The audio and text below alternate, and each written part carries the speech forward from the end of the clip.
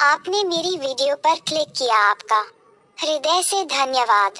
आपसे निवेदन है कि एनिमेशन पर ज्यादा ध्यान न दें। इस प्रस्तुति में कही गई बातों का मर्म समझने की कोशिश करें।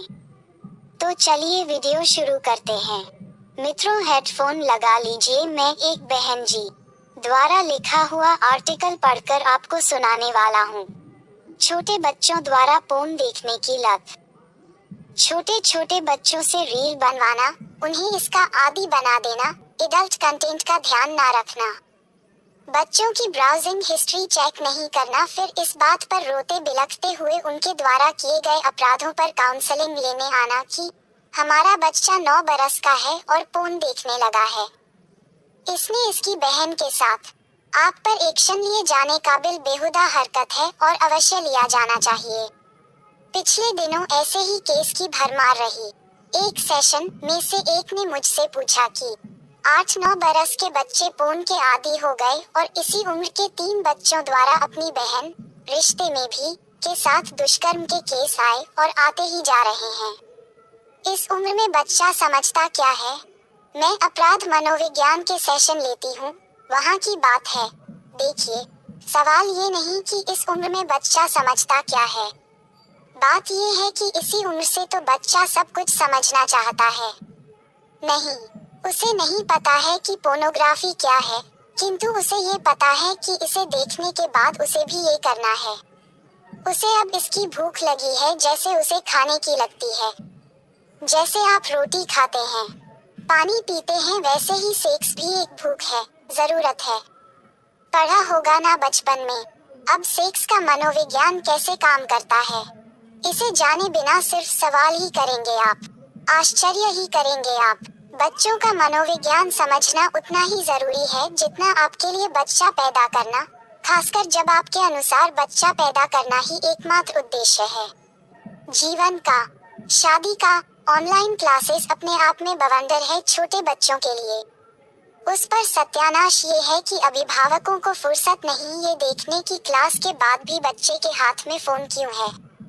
अगर है तो उसकी ब्राउजिंग हिस्ट्री में क्या है, बच्चा पोर्न साइट पर पहुंचा कैसे, पहला लिंक कहां से आया, पहली इच्छा कैसे पैदा हुई। अब आप कहेंगे कि अभिभावक पढ़े लिखे ना हो, इंटरनेट चलाना ना जानते हूं तो कैसे चेक करें। तो पहले तो ये भी स्पष्ट कर दूं कि जिन बच्चों के केस आए उसमें से किसी के अभिभावक टीचर, किसी के डॉक्टर तो किसी के अच्छे खासे पढ़े लिखे और इंटरनेट से फैमिलियर थे। खासकर जो ये वीडियो देख रहे हैं उनके पास तो ऐसा कोई बहाना नहीं ही होना चाहिए। बात यहाँ ढकने छिपाने भागने की नहीं है। बात ये है कि 8-9-12 बरस के बच्चों के हाथों में सारा दिन फोन करता क्या है, ऑनलाइन क्लास कितने घंटे चलती है, कौन से गेम खेलते रहते हैं बच्चे सारा वक्त। ऐसा क्या है कि फोन बिना रह नहीं पा रहे। इस स्टेज तक पहुँचे कैसे? कितने अभिभावक बच्चों के फोन चेक करते हैं? दिल पर हाथ रखकर बता दें, 12 बरस के बच्चे ने फंदा लगाकर आत्महत्या कर ली। उस बच्चे को फंदा लगाना कहां से आया? अभिभावकों की लापरवाही कोई कम नहीं है। छोटे बच्चों की रील की भरमार है और रचनात्मकता के नाम पर फुहड़ता परोसी जा रही है। एक प्रतिस्पर्धा है, फलाने के बच्चों के इतने फॉलोअर्स हैं, हम भी बनाएंगे। सीरियसली, इसे पेरेंटिंग कहते हैं। एडल्ट कंटेंट समझ में आता है या नहीं? अभिभावकों ने इतराना सीख लिया है। अरे ये तो भाई हमारे सब चला लेता है, आपको नहीं आता हो तो इससे पूछ लीजिए।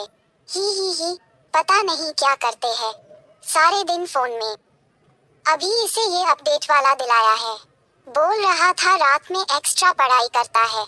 8 बरस के बच्चे एक्स्ट्रा पढ़ाई कर रहे हैं। Oh really? मेरा कुछ नहीं जा रहा, लेकिन एक बात साफ कर दूं कि इतनी कम उम्र के बच्चों की काउंसलिंग उस तरह से नहीं की जा सकती जैसा आप गुमान पाल बैठे हैं। इस उम्र में अभिभावक ही सबसे बड़े काउंसलर होते हैं। अपनी जिम्मेदारी समझिए। बच्चा पैदा करने का शौक है तो उसे तरीके पालने का शौक भी रखिए। ईगो पर लेने की आवश्यकता नहीं है। एक पिता ने कहा कि हम तो इसके स्पेस 10वीं का बच्चा का ख्याल रखते हैं।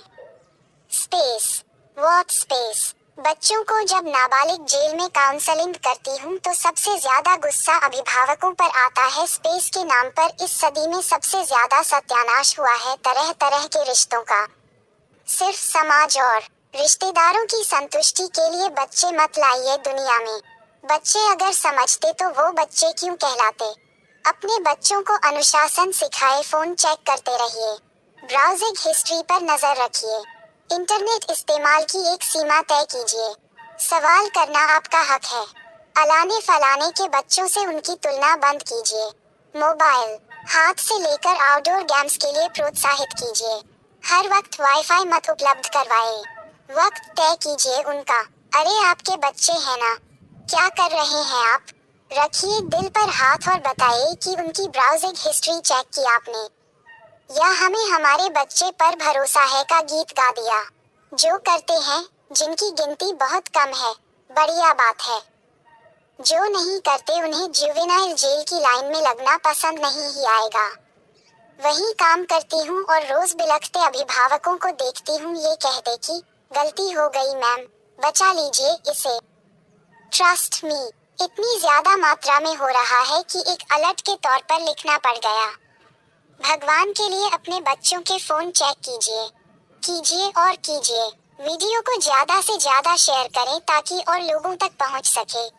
किसी को बुरा लगे तो माफी चाहूंगा। आपको हमारी प्रस्तुति कैसी लगी? अपने अनमोल विचार कमेंट्स में जरूर दीजिएगा। ऐसी ही और दिलचस्प, मार्मिक, प्रेरणादायक, मर्मस्पर्शी प्रस्तुति के लिए आप हमारे YouTube चैनल सब्सक्राइब कर सकते हैं। धन्यवाद। आपका शुभचिंतक Santosh Kumar Sonkar. My YouTube is your well विशर।